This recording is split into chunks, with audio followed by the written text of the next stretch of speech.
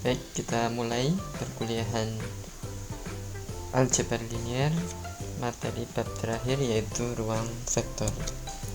Kita mulai dari definisi. Jika vektor U vektor V anggota V besar di sini adalah sebuah himpunan, maka ada 10 syarat agar V besar ini disebut sebagai ruang vektor, yaitu yang pertama, penjumlahan antara vektor U dengan vektor V ini masih di dalam V besar, jadi tidak keluar dari V besar hasil penjumlahannya. Kemudian berlaku komutatif, U tambah V ya sama dengan V ditambah U. Kemudian yang ketiga, berlaku asosiatif, ketika dijumlahkan semua, mau dikerjakan dari paling belakang bisa, mau dikerjakan dari paling depan dulu juga bisa, jadi ini asosiatif. Kemudian yang D, ada vektor 0, sehingga berlaku kalau vektor 0 itu ditambahkan dengan vektor U akan menghasilkan vektor U itu sendiri. Kemudian ada min vektor U ya, yang ketika min vektor U ditambahkan dengan vektor U itu sendiri akan menghasilkan vektor 0.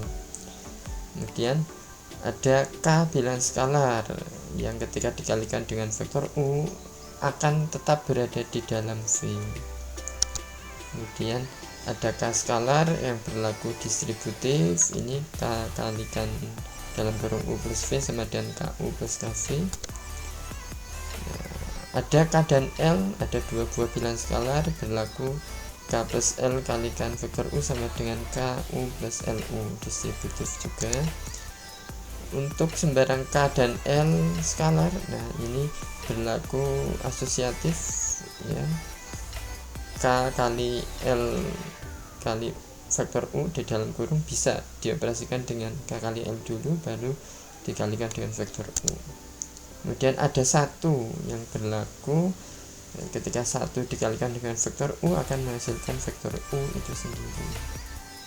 Nah itu kalau memenuhi 10 ini disebut V adalah ruang vektor. Nah, kita lanjut ke berikutnya, yaitu subruang. Maaf ini belum saya ganti ya. 5.2 yaitu subruang.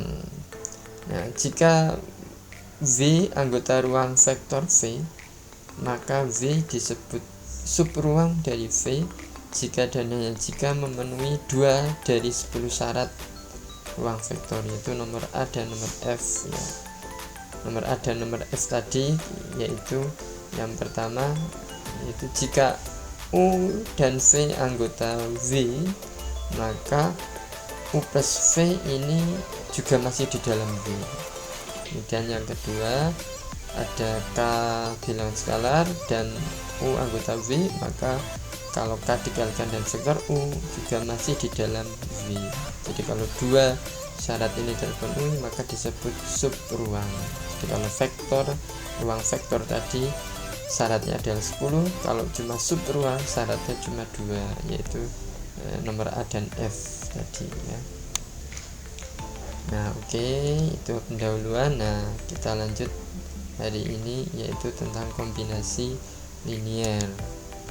Nah ini vektor P disebut kombinasi linier dari vektor-vektor A1, A2 sampai dengan AN jika dapat dinyatakan menjadi persamaan vektor P sama dengan K1 kali A1 tambah K2 kali A2 tambah dan seterusnya sampai Kn kali AN. Nah, definisi kombinasi linier ini bisa disebutkan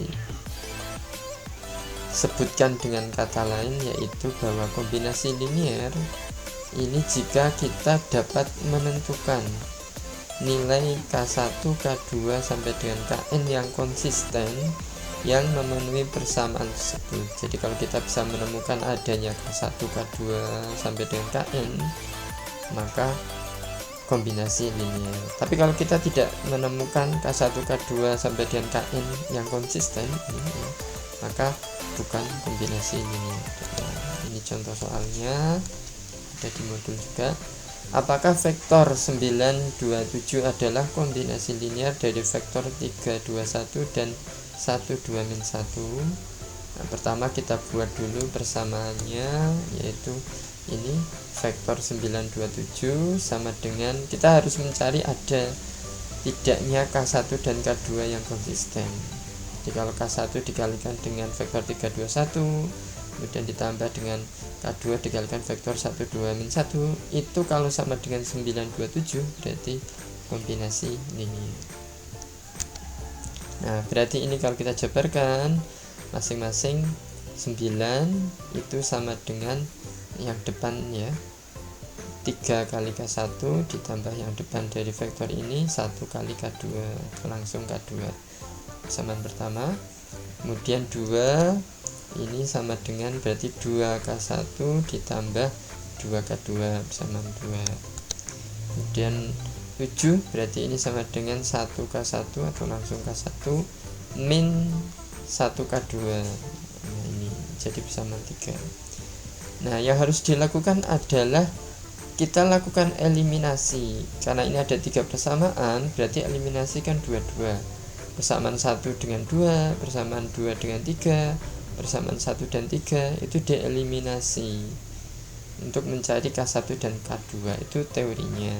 Nah, di sini kita cukup memilih 2 pasang saja sembarang. Jadi tidak 3 pasang tapi cukup 2 pasang saja. Ya, cukup 2 pasang. Misalkan saya pilih eliminasi persamaan 1 dan 2. Ya, silakan dieliminasi sendiri. Nah, nanti diperoleh K1-nya sama dengan 4, K2-nya juga min 3. Kemudian cari eliminasi persamaan yang lain. Misal saya pilih persamaan 2 dan 3. Diperoleh juga ternyata sama, K1-nya 4, K2-nya min 3. Kalian boleh misal pilih persamaan 1 dengan 3. Ya, boleh. Yang penting 2 pasang, cukup 2 pasang. Nah, berdasarkan 2 kali eliminasi kita peroleh nilai K1 dan K2 yang konsisten, sehingga dengan demikian vektor 927 adalah kombinasi linear dari vektor 321 dan 12-1. Nah, selesai. Berarti ini kalau konsisten dari eliminasi pertama ketemunya K1 K2 sama, eliminasi kedua juga ini antara K1 dan K2 nya sama antara masing-masing dari eliminasi yang dilakukan, berarti itu adalah konsisten. Oke, sampai di sini materinya. Silakan latihannya dikerjakan.